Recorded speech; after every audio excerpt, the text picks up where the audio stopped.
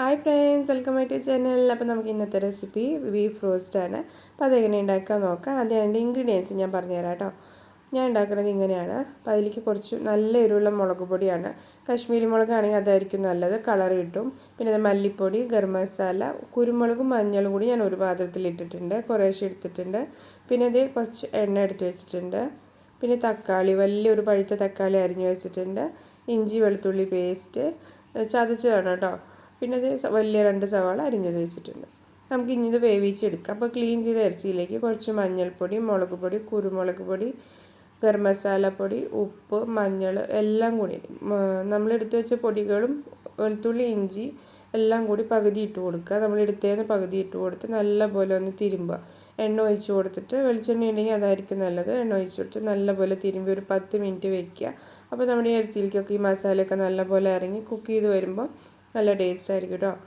ആവശ്യത്തിന് ഉപ്പിട്ട് കൂട്ടി നല്ലപോലെ ഒന്ന് മിക്സ് ചെയ്തിട്ട് എടുത്ത് വയ്ക്കാം. അതിനുശേഷം നമുക്കിത് വേവിച്ച് മാറ്റി വയ്ക്കണം. കുക്കറിലൊരു അതിൻ്റെ വേവിനനുസരിച്ച് ഞാനിവിടെ ഒരു 8 വിസിലടിച്ചിട്ടുണ്ട്. നല്ലപോലെ സോഫ്റ്റാക്കി എടുക്കും.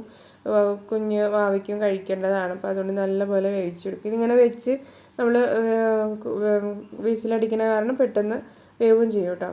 ഇനി നമുക്കൊരു പാൻ വെച്ച് കൊടുത്തിട്ടുണ്ട്. അതിലേക്ക് സവാള അരിഞ്ഞത് ഇട്ട് കൊടുക്കാം. ഞാൻ 2 വലിയ സവാള അരിഞ്ഞിട്ട് കൊടുത്തിട്ടുണ്ട്. പിന്നെ അതിലേക്ക് ആവശ്യമുള്ള ഇഞ്ചി വെളുത്തുള്ളി, നമ്മൾ ബാക്കി വെച്ച ഇഞ്ചി വെളുത്തുള്ളി ഇട്ട് കൊടുക്കാം. പിന്നെ വേണമെന്നുണ്ടെങ്കിൽ പച്ചമുളക് ഇട്ട് കൊടുക്കാം കേട്ടോ. എരിവ് ഇഷ്ടമാണെന്നുണ്ടെങ്കിൽ പച്ചമുളക് കൂടി ഇട്ട് കൊടുക്കാം. ഈ സമയത്ത് ഞാൻ ഇടുന്നില്ല. നല്ല എരിവുള്ള മുളക് പൊടി അതേപോലെ തന്നെ കുരുമുളക് ഇട്ട് കൊടുത്തിട്ടുണ്ട്. അപ്പോൾ അതുകൊണ്ട് ഞാൻ പച്ചമുളക് ഇടുന്നില്ല. ആവശ്യത്തിന് കുറച്ച് ഉപ്പ് ഇട്ടിട്ട് നല്ലപോലെ ഒന്ന് വാട്ടിയെടുക്കുക.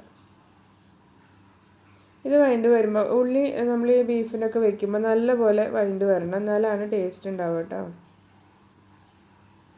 അപ്പോൾ ഇത് നല്ലോണം വഴറ്റിയിട്ട് നമുക്കിതിലേക്ക് ബാക്കിയുള്ള നമുക്ക് പൊടികൾ ഇട്ട് കൊടുക്കാം. ഞാനിവിടെ മുളക് പൊടി ഒഴിച്ചിട്ട് ബാക്കി എല്ലാ പൊടികളും ഇട്ട് കൊടുക്കുന്നുണ്ട്.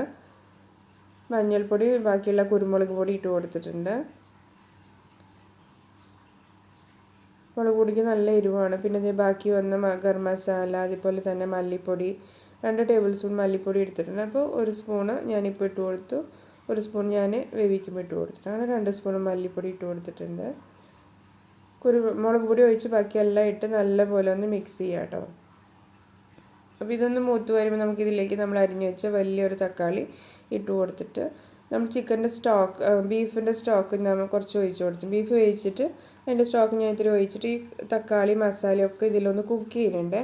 അപ്പോൾ ഇത് നല്ലപോലെ സോഫ്റ്റായി വരും ചെയ്യും. നല്ല കറിക്ക് നല്ല കൊഴുപ്പും കിട്ടും കേട്ടോ. അപ്പോൾ ഇതേപോലെ ഒന്ന് വെന്ത് വരട്ടെ. ഇനി നമുക്കിതിലേക്ക് നമ്മൾ വേവിച്ച് വെച്ച് ബീഫ് ഇട്ട് കൊടുക്കുകയാണ്. അതിൻ്റെ കുറച്ച് വെള്ളമുണ്ട്.